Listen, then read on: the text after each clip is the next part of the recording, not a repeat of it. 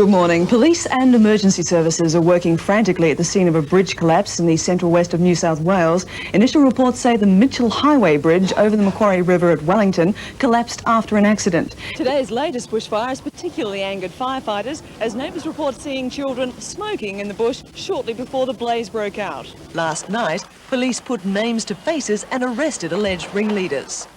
Literally dozens of official complaints poured in after the brawl, so many that police found it difficult to distinguish whom was at fault. It was one man's word against the other.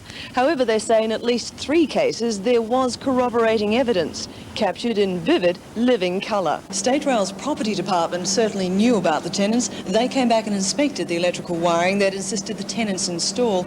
But exactly how and with whom Mansfield organised the leasing arrangement, he declined to say. Subleased all these premises. Why not, sir? Sorry. Have you got something to hide? On reaching the steps of Parliament, the rally effectively came up against a brick wall. 3 lines of police manning a heavy wooden barricade. But after enduring 3 hours under the blazing sun, the protesters were unwilling to leave without some acknowledgement, calling on the Premier to come out with the words, "Bring out the wimp."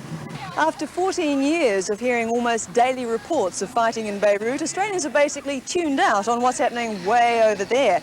With subsidies averaging $2 a person per day, Egypt is slowly improving the lives of its people, but not without some resistance.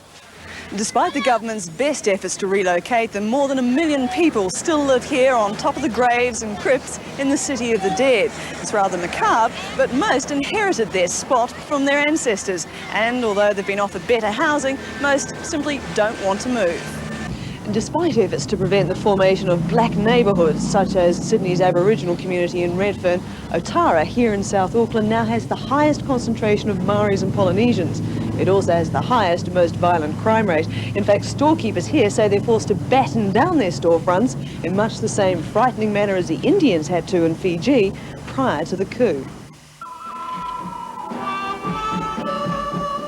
High noon in St Albans Valley and the corral's deceptively serene. After enduring 80 tortuous kilometres every day for the past 4, only 4 minutes now separate the leader Blinky Bill from his nearest rival. It's down to a duel of wits, each waiting for the other to make the first move.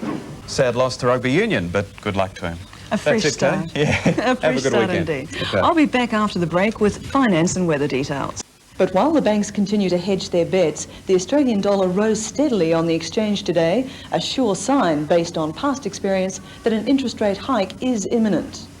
Officially, the babies haven't as yet been named, but I can reveal that following Greek tradition, they will be named after their grandparents.